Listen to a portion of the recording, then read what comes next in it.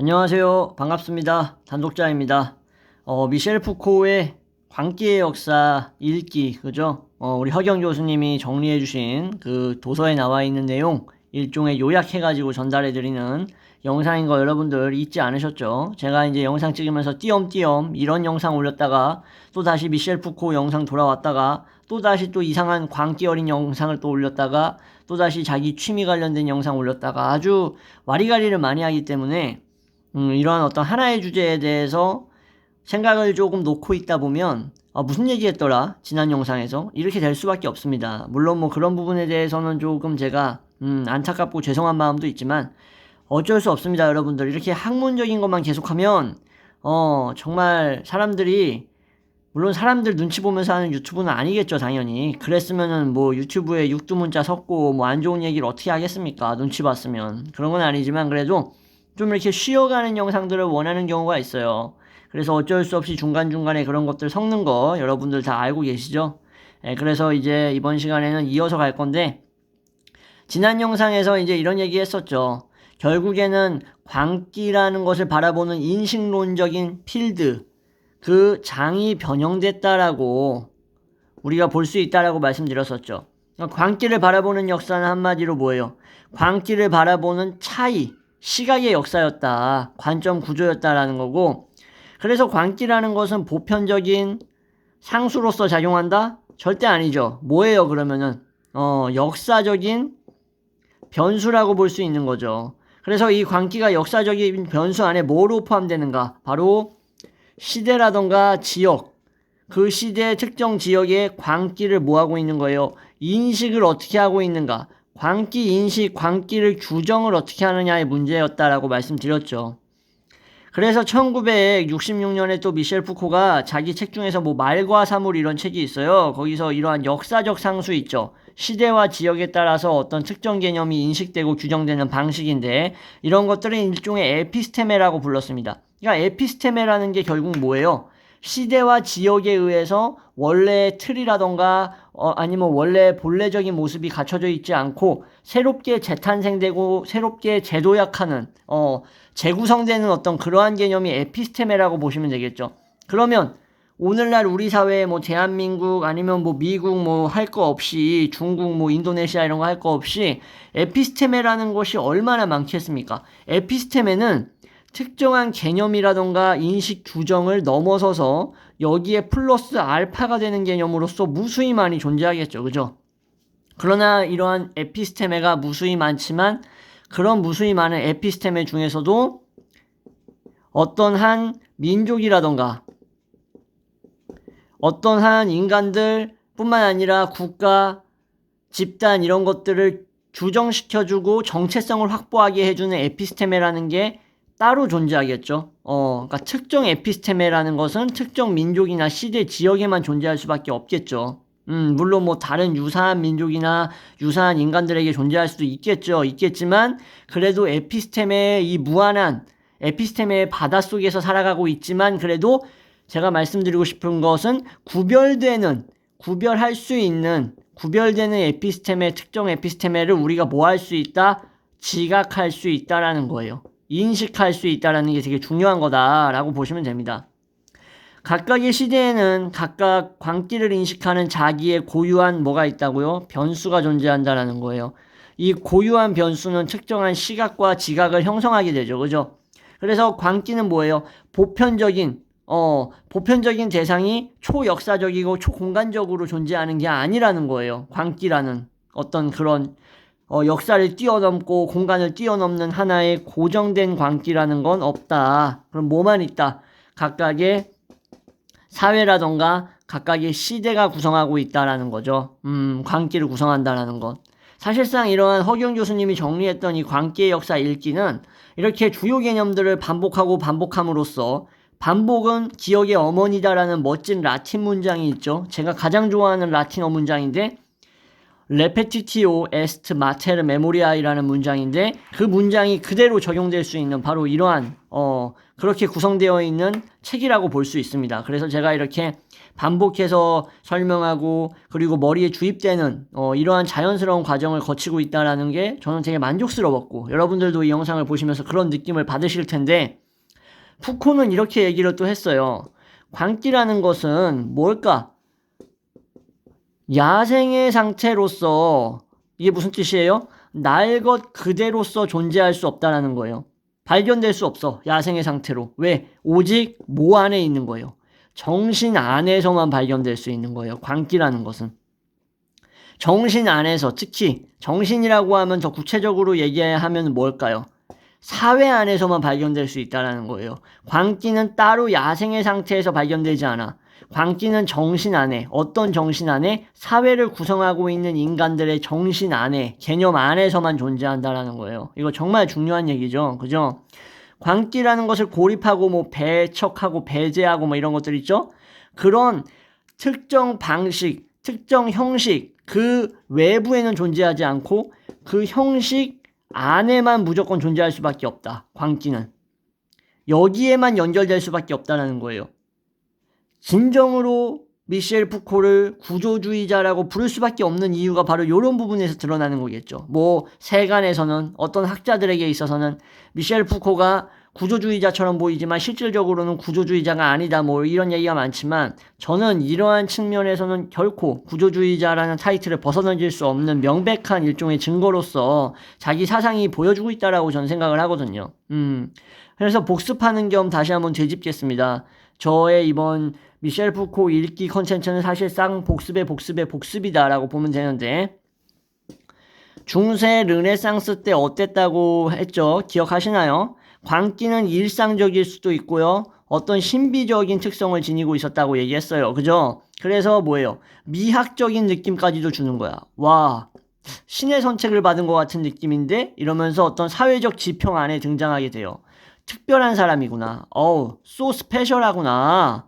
so 스페셜한 거지 뭔가 루나틱한 건 아니라는 거죠. 근데 이제 17세기 이후 대감금 시대라고 그랬죠. 대감금 시대 이후에 어떻게 되는 거예요?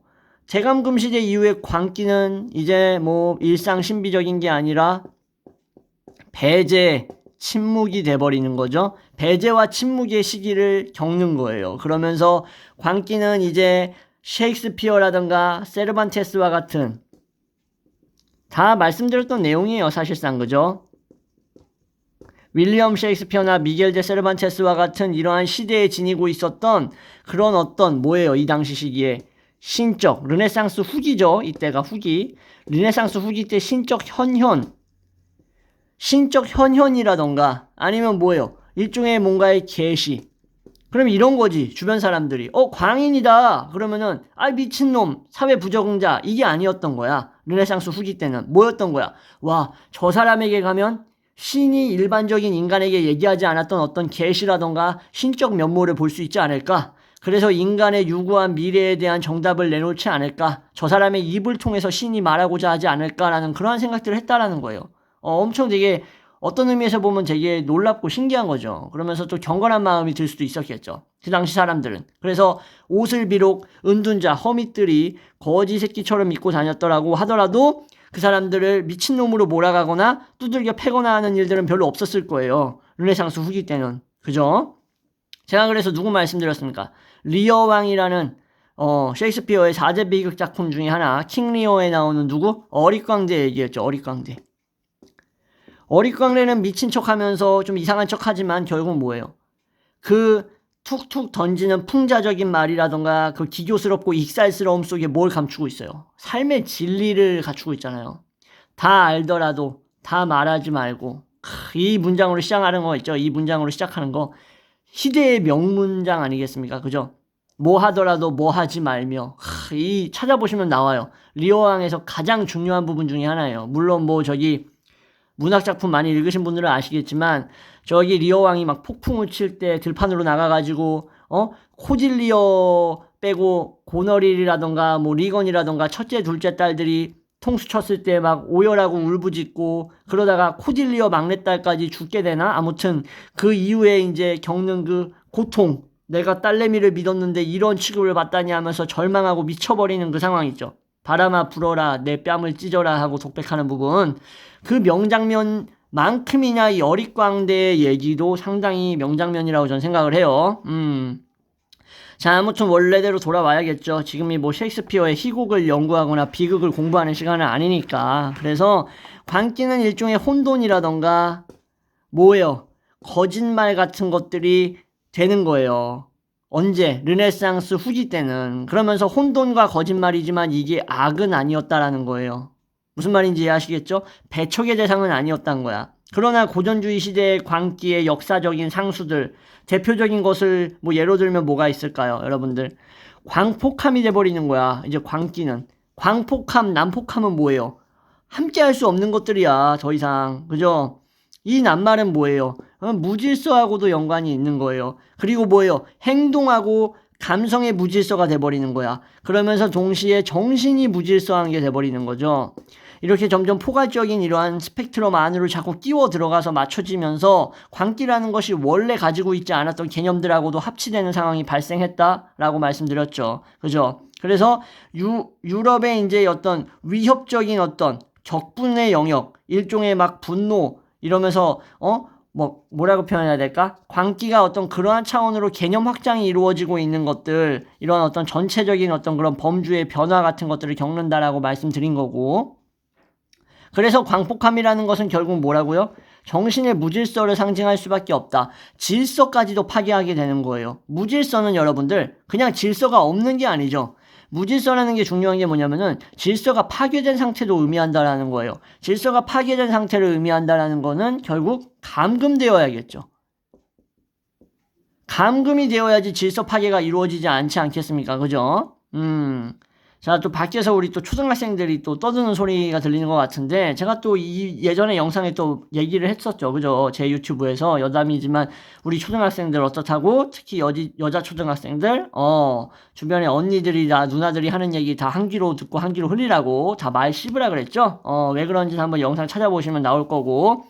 자, 아무튼 간에 1667년 3월에 이제 프랑스의 로피탈 제네랄 관련된 이러한 업무 수용적인 내치 감독관직이 신설이 됩니다. 이거는 이제 지우고 말씀드려야 될 것 같아. 이제 로피탈 제네랄에 대해서 좀 더 구체적으로 들어갈 거라서 로제라고 하겠습니다. 그 아파트 그 로제 아니에요. 로피탈 제네랄이지.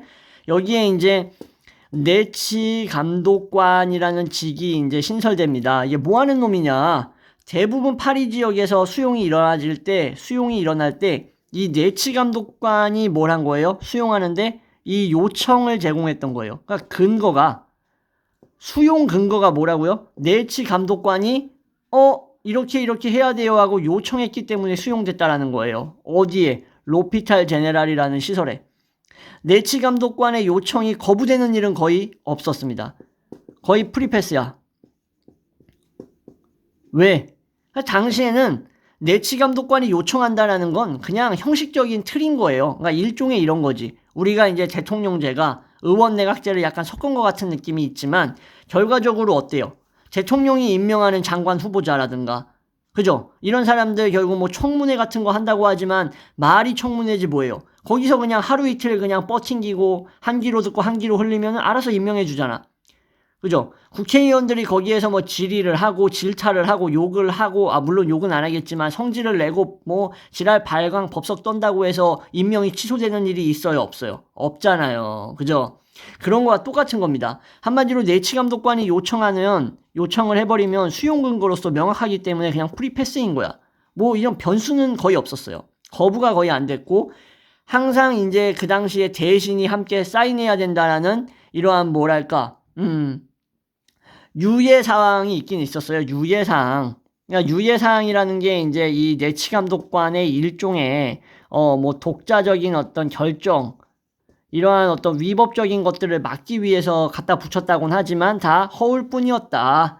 유예사항이 아니었다라는 거죠. 그래서 결과적으로 내치 감독관의 입김 한마디가 엄청나게 셌다라는 거예요. 그리고 1692년에 이제 빈번하게 나타나는 수용 근거 중에 하나가 있었어요. 수용 근거가 이 당시에는 왕의 봉인장이라고 있었습니다. 왕의 봉인장. 왕의 봉인장 무엇이었을까? 바로 감금 대상이 될 사람이나 뭐 그 사람의 가족이나 뭐 주변 사람들 있죠? 그런 사람들이 이제 국왕한테 청원하는 거예요. 우리 루이 국왕님, 제 주변에 암흑의 개똥이가, 너무 미친놈 같습니다. 물론, 개똥이는, 고발하는 고발 대상자에게 뭘 했냐? 그냥 조롱한 거밖에 없어. 에이, 너가 가지고 있는 신발 다 낡아 빠졌네. 언제 갈아 신을 거냐? 신발로 그냥 바닥 닦아도 되겠다, 이 멍청아. 그냥 이렇게 조롱을 했어. 근데 그 조롱을 듣고 예시를 들고 있는 겁니다. 제가 이그젬플을 얘기하는 거예요. 조롱을 듣고 B라는 애가 이 A한테 화가 치민 거야. 개빡쳐.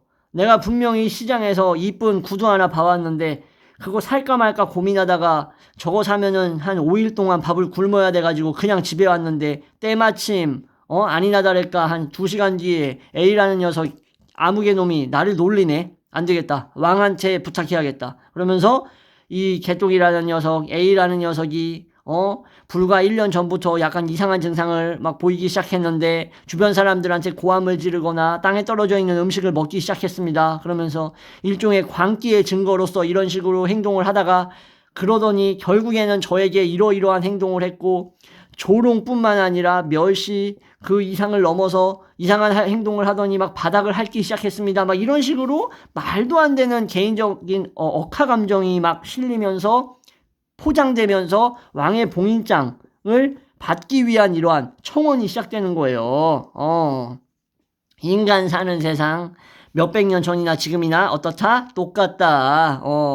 그 도구만 다를 뿐이다. 도구만 파스텔이냐 스케치하는 어떤 색연필이냐 아니면은 뭐 미술용 붓이냐 이 차이가 있는 거지 사실상 그림이라는 건 똑같다라는 거예요. 비유를 들어서.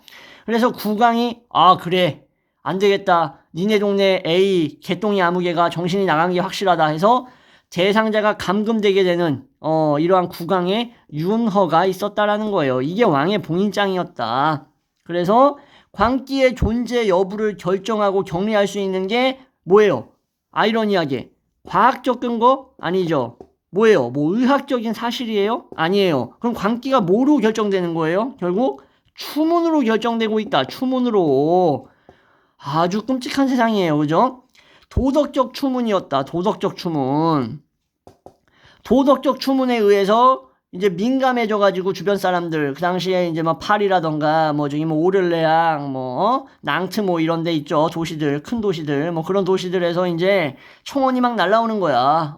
루이한테. 그래가지고 이제 루이가 이제 뭐 그 당시 이제 베르사유 궁이었나 아무튼 거기에 있다가 이제 느낌이 오는 거지 이제 뭐 이런 것들은 조금 지나치네 이러면서 야 저기 넬치 감독관 보고 잡아들이라 그래 하면 이제 이런 민간인들이 보냈던 윤허까지 청원까지도 내려지면서 동시에 감금된다. 자, 광기는 그래서 범죄이자 추문이자 무질서인데 금치산자 있죠.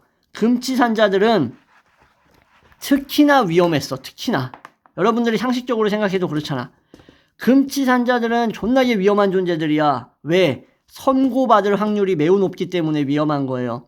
의학에 의해서가 아니라 그랬죠. 과학에 의해서도 아니라고 말씀드렸죠. 뭐에 의해서 선고된다고? 사실상 사법당국이 누구랑 똑같은 거예요. 가족들이나 주변 지인들이 사법당국이랑 맞먹는 거예요. 왜 그런 거야? 얘네들의 의견이 결국에는 뭐예요? 수용을 하냐 마냐를 결정하는 거라고. 갑자기 정신 나간 녀석이 자기 누나가 자꾸 짜증나게 하니까 우리나라란다. 우리나라에 우리 누나 쳐넣고 싶다. 그래가지고 막 있지도 않은 막 이상한 얘기 지어내가지고 누나가 코르셋 벗어던지고 치마 짧게 자른 다음에 밖에 나가가지고 캉캉 춤을 추면서 동네에 5만 가지 남자들 다 불러 모아가지고 팬티 벗었다 입었다 하면서 자꾸 막 음모터를 보여줘요. 막 이런 식으로 막 이제 청원을 하는 거예요. 너무 구체적이었나? 아무튼 그런 식으로 청원하면 바로 잡혀갔다. 그래서 고전주의 시대의 수용 관련된 이러한 법을 해석할 때 관행이 있었는데 정신의학 이상자에 대한 뭐예요? 의학의 영향력이 거의 없었던 거예요. 허용이 안 된 거야. 그러니까는 금치산자 같은 경우에는 재산에 관련돼서도 어떤 거예요? 아까 뭐 이상한 캉캉 얘기하고 뭐 누나 얘기하고 막 그랬는데 금치산자 관련된 얘기는 안 했잖아. 금치산자도 결국에는 자기 스스로 어떤 결정을 할 수 없는 그런 상황에 처해져 있는 입장이니까 얘네들은 그냥 선고 대상으로서 너무 명확하다. 너무 명확하게 유리한 입지를 차지할 수 있었어. 어디에 들어갈 때? 로피탈 제네랄에 들어갈 때. 그래서 수용이라던가 이러한 일종의 광기 같은 것들은 뭐예요? 전체 사회의 이름하에 관리 통제됐는데 이게 이제 완전 전자겠죠. 한자 잘 못 씁니다. 한자 3급 자격증 땄는데 잘 몰라요. 아무튼 전 사회의 이름하에 관리 통제되는 그런 끔찍한 고전주의 대감금 시대였다라고 볼 수 있어요.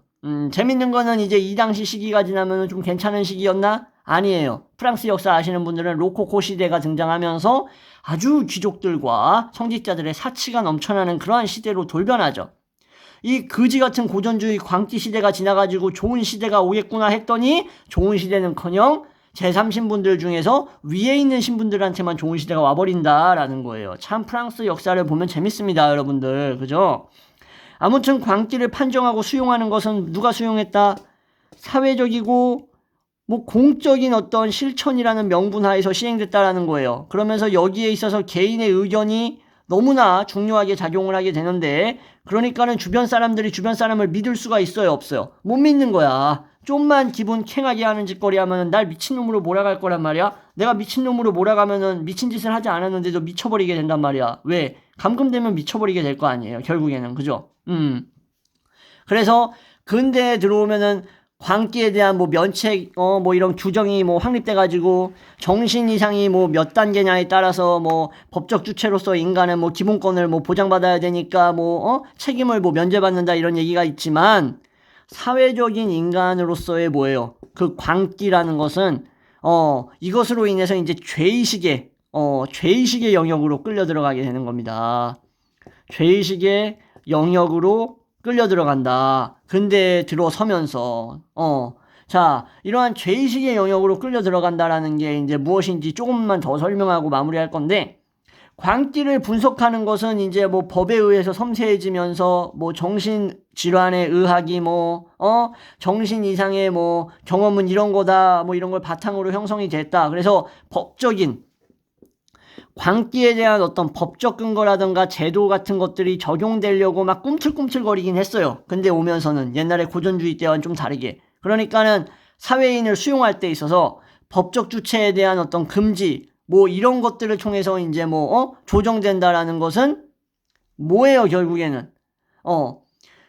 역사상 처음으로 이제 정신 이상이라는 것이 뭐 무능력자라던가 광인으로 인정된다라는 이런 의미, 이런 것들을 의미한다라고 볼 수 있는 거예요. 그러니까 푸코는 뭘 말하고자 했냐? 정상인 그리고 자연인 이 신화 있죠. 지금까지 내려온 이 역사적 신화. 정상인은 뭐고 자연인은 뭐며 광인은 뭐며 하면서 틀과 구조에 의해서 형성된 이 신화를 파괴하고자 하는 게 목적이었던 거예요. 근데 그게 고전주의 시대 때는 이루어지지 않았다가 근대 오면서 어떻게 됐다고요? 법적 주체로서 제도로서 보완해 나가면서 조금씩 개선될 수 있었다라는 거예요. 왜? 정신 이상을 뭘 하면서 정신 이상이라는 것을 더 이상 논리라던가 그런 게 아니라 편견이 아니라 뭘 통해서 법적 적용과 경험을 통해서 다르게 바라보려는 시각이 조금씩 움직였다라는 거예요. 이해하시겠죠? 그래서 정신 이상에도 더 이상 단계라는 것이 성립되지 않았었던 시기와 다르게 단계라는 게 성립되면서 정도가 낮으면 법적 주체로서 기능이 가능해요? 기능하지 못해요? 이제 기능이 되는 거야. 정도가 낮습니다. 철수의 정신 이상 단계는 1단계밖에 안 돼요. 그러면은 법적 주체로서 기능할 수 있습니다가 돼버리는 거예요. 기능할 수 있게 되면 이제 어떻게 되는 거예요? 아, 정신 이상이 면책 규정을 좀 받을 수가 있겠구나 싶어가지고 무능력하거나 아니면 광인으로 인정하진 않아도 되겠구나 라는 식으로 유해질 수가 있었다는 거야. 근데 들어오면서 그나마 조금씩 그래서 이제 무능력자 광인으로 이제 인정된다라는 것은 뭐예요? 법적 주체의 기능에 따라서 인간을 바라보기 시작하고, 물론 그 단계가 높다라고 평가되면은 무능력자, 광인으로 인정되는 건 피할 수는 없었어. 하지만 단계가 이렇게 낮을 경우에는 면책이 좀 되는 경우도 있었다. 그나마 좀 다행이었다. 그래서 사회인을 수용할 때 있어서 법적 주체에 대한 금지 여부에 의해서 이런 것들이 조정되기 시작했다라는 거, 이게 상당히 중요한 부분입니다. 예, 그래서 오늘은 여기까지 설명을 하고요. 그렇다고 해서 바로 뭐 근대로 건너뛸 건 아닙니다. 다음 영상에서. 자, 어쨌든 간에 이제 뭐 다음 시간에는 뭐 왕의 봉인장을 저번 시간이란다. 이번 영상에서 얘기했으니까 이제 푸코가 뭐 정상과 이러한 자연인의 신화를 파괴하려고 했다고 제가 방금 말씀드렸는데, 그거에 대해서 이제 조금 더 구체적으로 말씀드리고, 뭐 정신병리학 기준으로 19세기에 뭐 어떻게 됐는지 말씀드리고, 뭐 이런 식으로 뭐 비사회인, 사회인, 뭐 이런 대립상 뭐 이런 것들을 좀 더 구체적으로 말씀드릴 겁니다. 이제 슬슬 그거예요. 근대로 건너가는 다리를 건너려고 하는 지금 시작점이구나 라고 보시면 됩니다. 이번 영상과 다음 영상 넘어가는 그 시점이 그렇게 이해하시면 이해하기 쉬울 거예요. 이상 영상 마무리하도록 하겠습니다. 감사합니다.